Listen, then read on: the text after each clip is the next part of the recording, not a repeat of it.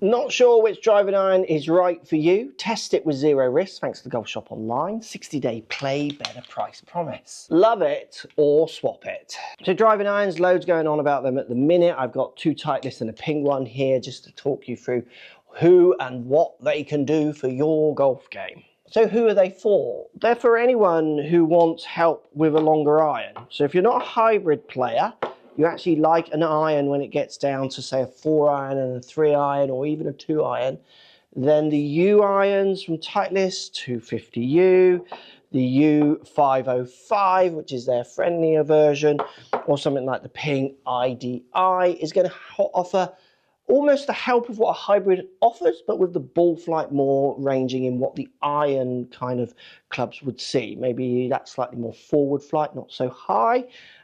Easier to hit from the fairway than a traditional 2 iron or 3 iron. Generally, any golfer with a bit of ball speed, any golfer who can strike the ball to a certain level, these would kind of be aimed at a little bit more. But some golfers just hate hybrids. They don't like the look of them. They find that they draw too much, so they would push more towards a driving iron, a utility iron. When it comes to looks, you're going to have choices. So if we take the Titleist 250U, this has a thinner top line than some of the others.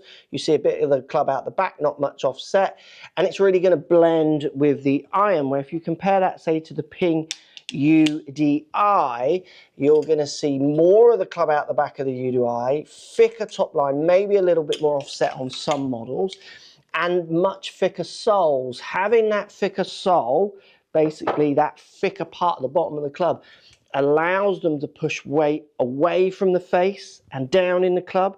This helps with stability on off-center hits. When you're hitting high-low or toe or heel, the club's going to twist. It's going to affect the ball speed. The less that club twists, the more consistent that ball speed would be. So your short-long dispersion with the chunkier versions of these irons might help you if you're a more inconsistent player. So generally, people go for the smaller, more iron-based looking ones because they want it to blend with their iron set, and they actually are pretty good with their irons. They just want a bit more help. So if you're pretty good with your irons, you could go more for the player's version.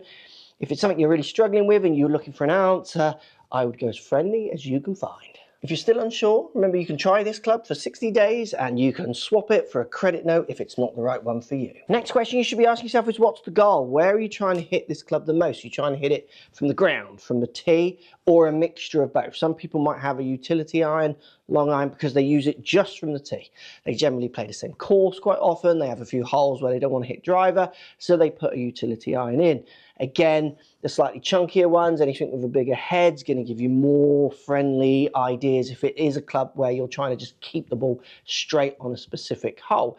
Now, if you're someone who plays it a lot from the deck, often you do find, which is slightly odd, that people would go more maybe for the 250U or the slender ones because they're good with their irons. They just want a little bit more help. Because from the deck, these clubs will be harder. Me personally, I have a version of this club in the Strixon range, and I go for as chunky as possible, and I hit it from the tee and from the fairway. I just want help everywhere. And then the next big question we get asked is, how do you pick the right loft? So how do you get the right number on the bottom? Try not to get too fixated with this number. The number you want to understand more, so you can see this one's got 4 on the bottom, is what the loft of the club is and how that then blends in with your longest iron. That's the trick. So if you end up having 2 3 irons or 2 4 irons, or it does step up for a 3 from a 4 iron, that's great. But don't get fixated with this number. You need to understand what loft, they all come in variations of loft, and how that fits into your longest club. And or, so the longest iron you have in your bag that you'll step into this club to, and or the next club above you. You don't want too big a gap there. So if you go from this straight to your driver, you might find you have a big gap, where if you go from this, a utility iron, to a 3-wood or a 4-wood or a 5-wood, that blend might be perfect. And also make sure that they don't step on each other's toes too much. There's an element of that that's fine, but as in you don't want this going as long as your 3-wood, then you've got 2 clubs that do the same thing. So many good options when it comes to utility irons out there. Remember the Play Better Promise from the Golf Shop Online, available. If you don't love it, you can swap it, but what would you not love about a really good UDI iron or a Titleist T50 or a 505U? It's utility, it's gonna help.